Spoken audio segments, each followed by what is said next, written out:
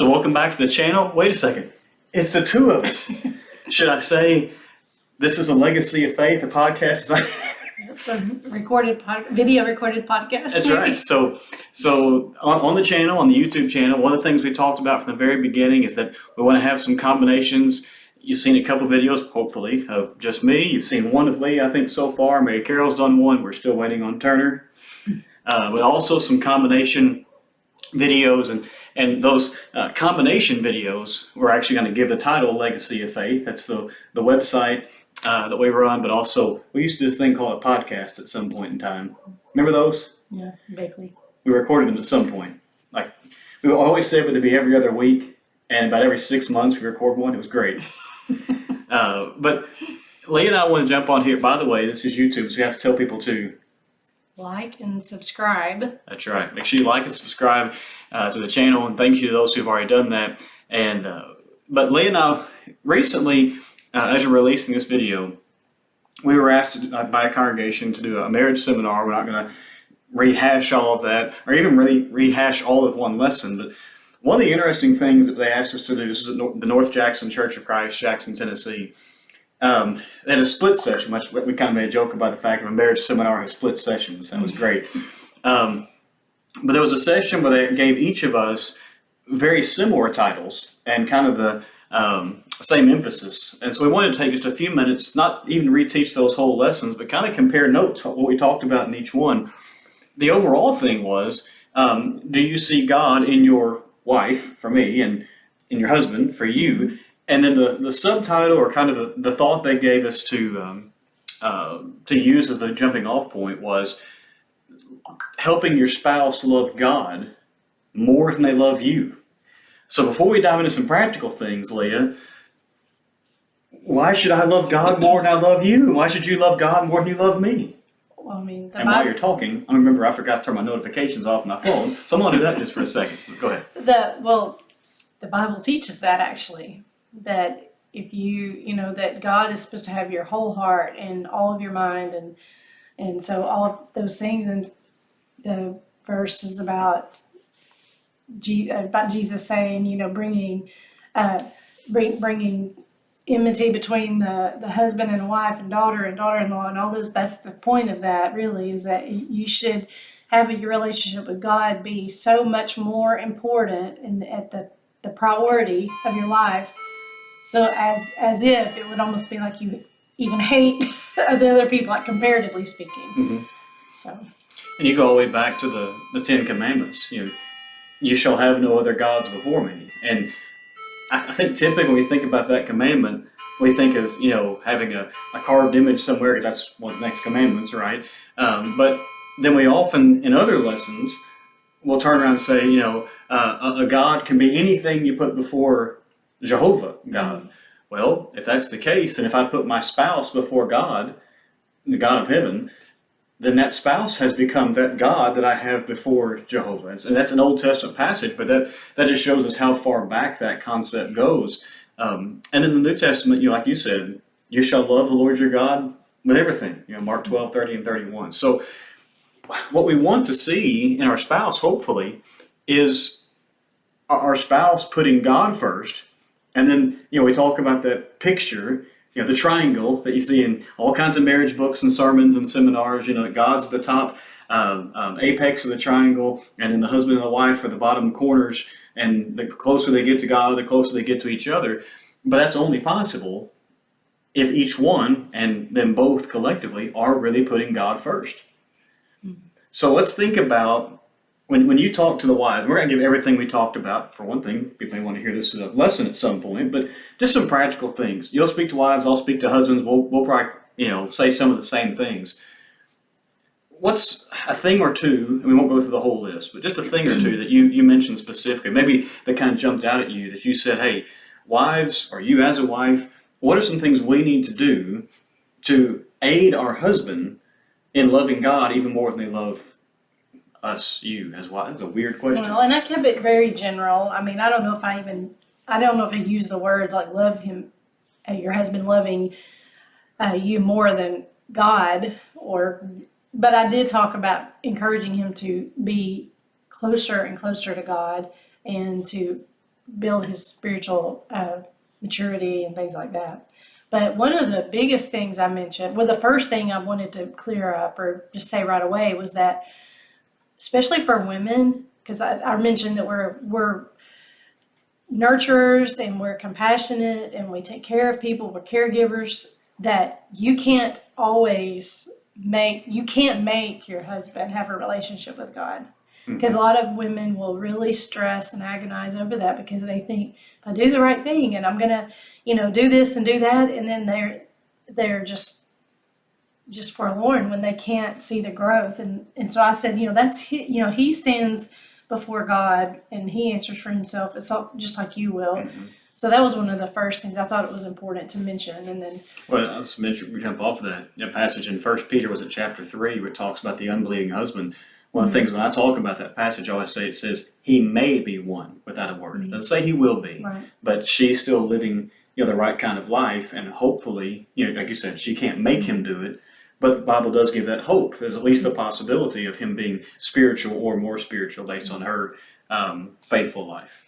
We talked about just encouraging him in his Bible study, and especially, if he has a secular job, you're in a minority where your job is to study, even though I think preachers need to be encouraged to study for themselves. When we actually have time to study. Right. So many other But you know things what I going mean? on. You probably naturally are going to be Right. in the Word more. Right. And learning and preparing your sermons, that's a natural part of it. But a guy in a secular job may need that extra encouragement when he comes home to, have the time to do that. And a lot of times women in a lot of homes, they do control that schedule, especially if there are children involved, a lot more. And to, just to remember that doesn't need to be something that's harder and harder and harder for a husband to do, that there should be some gentle encouragement toward that, making sure he's at least, reading his Bible, studying, and we talked about, different ways, encouraging, in church involvement, which goes along the same lines about how, that can happen. And then just being involved in lectures if you can, and just those things like that. We talked a lot about just taking care of the, we did talk about submission, because if you're encouraging your husband to have a relationship with God more than you, then even that plays into that, because his role from God is to be the leader of the home, and he's commanded to lead his home and to be the head of the wife. That's biblical teaching. And so as a woman, then if you are, not submitting, then you're making his job harder, because either he gives up or he does it, but it's harder for him to do. And then I talked about in one of the lessons, in one of the lessons I talked about how we don't need to look at submission as something that's makes you less than. And we used Philippians chapter 2 to talk about how Jesus, being equal with God, left heaven and came in the form of a human or a servant in human form to be able to, and then he submitted to God, even though he was equal with Right. God. And Philippians 2 teaches that he didn't hold on to that equality. And all of that was a lesson in humility for us. So we talked about that because, a lot of times people have the wrong idea about what it really means. And they think submission is basically just doormat. Right, and it's not. And as much as the wife is supposed to submit to her husband and yield to the authority, submission is not a husband just barks commands all the time and he doesn't care what his wife, that's not what that word means. Mm-hmm. But it means that, you yielding to authority just like we do in other areas of our life. And in the home is no different. And that's a picture of, there again, of Christ's example in that is something to remember.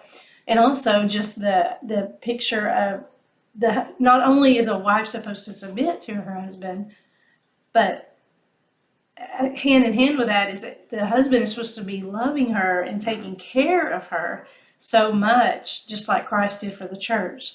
So we talked about Ephesians chapter 5 and how our marriages are a picture of the church. And that's one way actually we can teach the world around us more about the gospel, because they can see a living picture of compassion and selfless love and yielding, humility. All of those are pictures of what God has done for us and what Jesus did as a sacrifice for us, and how that's really a beautiful thing. Mm-hmm. And so. Yeah, as you're listening, because we talked before we did these lessons, we talked just a little bit about, hey, here's a couple things we're going to talk about. We didn't compare like full notes or anything. But it's interesting that some of the things you talk to the wives about are exactly the things I talk to the husband about. The number one thing I said to the men, if I want my wife to love, God even more than she loves me, the way I worded it was lead by example. She needs to see that I love God and that I love God first. Now, we mentioned briefly, am I going to be perfect in that? No, because we're human. There's going to be times where we sin. There's also going to be times where intentionally or unintentionally, something else does take God's place. Hopefully we don't want it to, but sometimes that happens. But hopefully she sees that the overall just thrust of life is, man, God comes first in His time. He comes first in His decision-making processes. Whatever we're going through, my husband may make a dumb decision, but there's no way I can question he really has prayed about this and thought about this and read passages related to this or whatever. So the lead by example thing. And then you mentioned for the wives, I also mentioned the husbands, giving the wife time and space. And I even added resources, to help in her spiritual growth. And some of the examples we talked about or similar, you talked about there's children involved. That's what I talked about with the guys too, is especially children of any age, but especially when they're little, and the wife may be up 3 and 4 times in the night if they're really, really little, taking care of things. But obviously you can't make a wife do this kind of thing, but just say, honey, I will take care of this chore or this feeding or whatever it is. And because you've talked about how you need more time to study the Bible, I would love to give that to you by taking this, whatever, but it's not just when the kids are little, maybe you just say to the wife, look, I know you usually vacuum on Thursday evenings. I'll do the vacuuming. You take that time with God, whether it's Bible study or prayer or whatever it happens to be. But also talked about, resources and couples, share. They should. This might be a different video. Share their finances and things. But statistically speaking, men spend more money than women do. By far. I told the guys that one of the lessons, I got this look like, he's lost his mind. I said, well, here's what happens. We complain because our wives buy over the course of a year, a couple of years, 8 $75 dresses. We don't think a thing about spending $26,000 on a bass boat because that's just one purchase. Mm-hmm. And so the men spend far more money. Yeah, it's especially what we might call discretionary money, not food or the light bill or whatever, the electric bill. The light bill. We're old. We're really old. But just kind of what we call it. Kind of the extra money, the stuff, the spending money. But what if he just said, I'll pay for you to go to a ladies' day a couple states away because your favorite speaker's speaking. We'll get you a hotel room. Or if he is a preacher, he's got the library. Which obviously you have access to my books. So you can, anytime, hey, I'm studying through Philippians, I've got more Philippians commentaries and, I've got more words there than Paul, I think, knew about Philippians. It's crazy. But why can't she have some type of biblical study library? It may not equal his if he's a preacher, but it may. Right. Or it may, if he's a factory worker or a school teacher, they can share, obviously, but there may be some special things, lady studies or, certain versions of the Bible that she really is interested in or whatever. Figure out the money. It's an investment in her spiritual life. And not going, well, we could use that $50 on, an extra trip out. She, for some strange reason, wants a commentary on John. Buy the commentary on John, And just giving her that space, those resources, and sometimes that's literally the space. Some wives, you've talked about this before, especially when the kids were little, you kind of feel like the whole house is everybody else's but yours. Mm-hmm. The kids have this room and their stuff's in that room and they have their own room and, and it's like, okay, where's even a chair that I can say, this is my Bible study chair, this is where I pray. If all you can afford is a rundown desk off Amazon Marketplace and you have to, hammer the legs back in, but that's our Bible study table, do it. I've seen that over and over. Just not especially specifically with this topic, but just in general with moms, just having that one place that's yours, but they, for Bible study. But I think I meant to say Facebook Marketplace, not Amazon Marketplace. That was very odd. oh. I said that, and I was like, what is Amazon Marketplace? So yeah, just having that one. Yeah, but making sure, because one of the things I talked about in that lesson is it's really interesting to, if you have long enough conversations with guys, I mean very spiritual guys, elders, deacons, Bible class teachers, and I think some of this is they just want to honor their wives. I think some of it is a humility they're not sure how to word, but how often you will hear very spiritual men say, my wife is more spiritual than I am. And because they feel that way, or maybe they know that's the case, they think, then why do I have to help her? She already does love God more than me. And the reason is what you said, we're told to. We're told to help, each other, especially the husbands to love the wives. And so while I may think, my wife's closer to God than I'll ever be. Yeah, but she may not be as close to God as she wants to be or needs to be. And so what can I do to make sure that she really has God first in everything? There's all kinds of things we can add to this, but it's amazing we talked about the same stuff. They should just combine the class. I think sometimes too, thinking about, I kind of focused on that word encouraging too, because, a long time ago I taught a lesson about encouraging in a way is giving courage, just bestowing courage. And sometimes we don't do that when we feel like people are doing okay, because they're doing okay. They're fine, yeah. But giving courage, encouraging, I don't know, maybe that's a terrible word study, but when I think of words, I think of them like that. But giving courage to people to keep on doing the right thing, and to let them know you see them doing the right thing and that you're proud of them for doing the right thing. And I think that's a big point in marriages too, especially the day in and the day out. With so many things, we can forget to do that for our spouses, and that can, obviously, and understandably discourage them.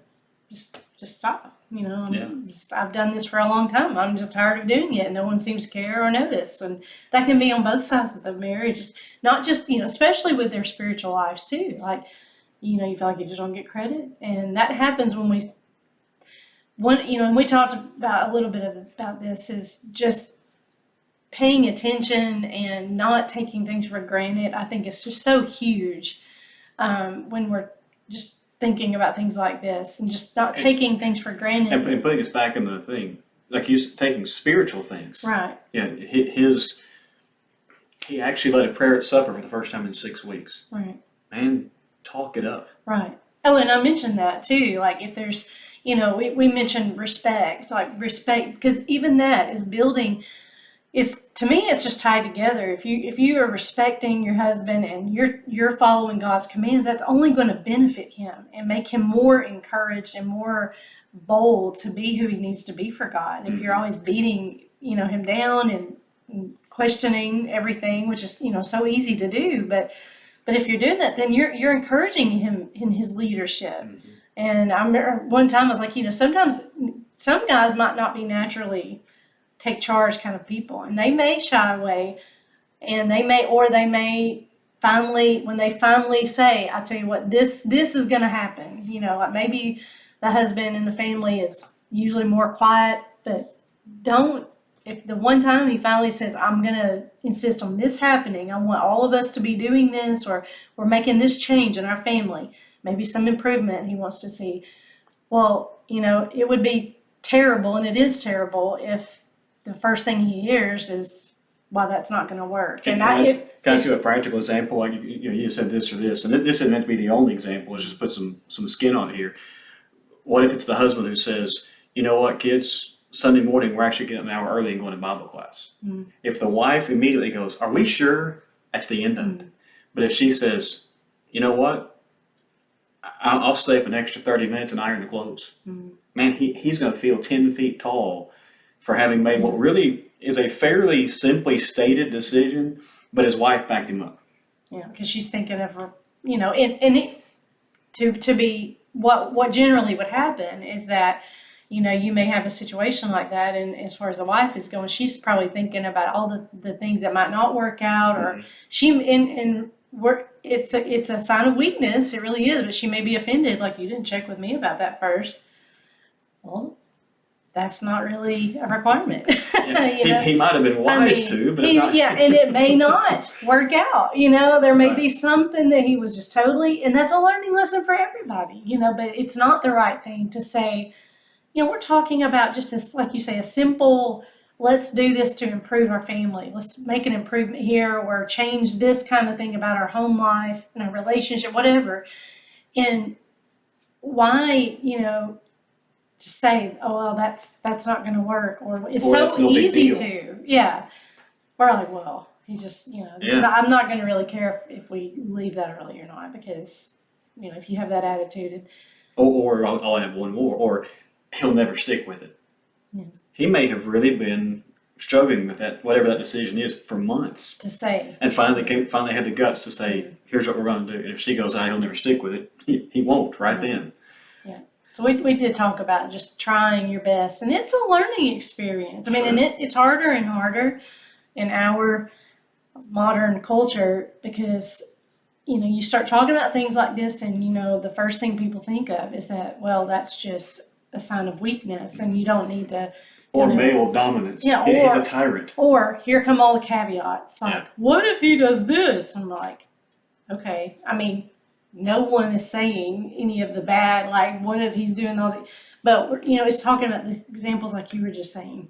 Yeah. Just trying to be, authority means something everywhere else in the world.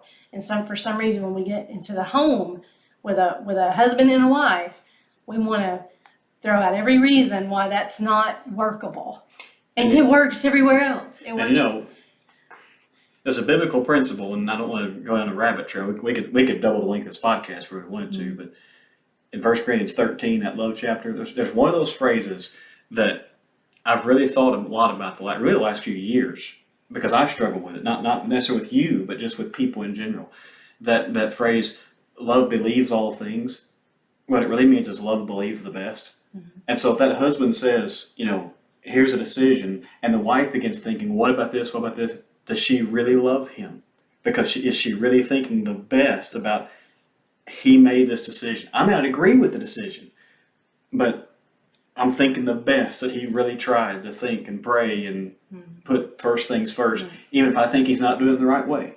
Mm-hmm. Love believes the best in somebody else. Yeah, and some things are not going to matter as much, but even when they do matter, and this is where it's really hard, when it really does matter, the thing that we ought to do, especially as wives, is think about God. You're not just trusting your husband, and this you're trusting. You are, but not only trusting him. I mean, so if there's this case where there's a decision to be made, and you're just so sure, this is not right or this is not going to work, even if it doesn't. I mean, God could have controlled that. I mean, your husband is, the head of you, but he's not the head of God. Right. And God can step in and say, So we're really needing to talk a lot. It's not just trusting your husband. It's really, do I trust God? God can handle this situation. That sounds like another video that needs to be done at some point. Well, that could be really good.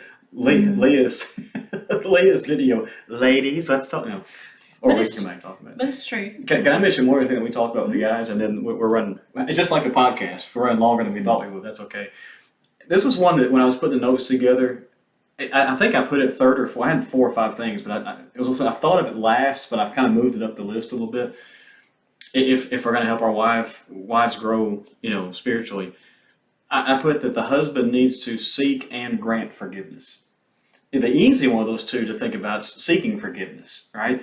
But you do something not necessarily sinful, but whatever. But you ask for my forgiveness. If my response is that's no big deal, that's not really helping you grow spiritually. Even if I don't think it's that big of a deal, if I grant that forgiveness, it relieves that guilt that might be keeping you from growing spiritually. Now, if it's obviously sin, that's a different level of things. But not just brushing off the fact that the wife feels like she's hurt you or harmed you or done something dumb by you or whatever, but really granting forgiveness helps her spirit just be open, and say, okay, I'm free, let's grow.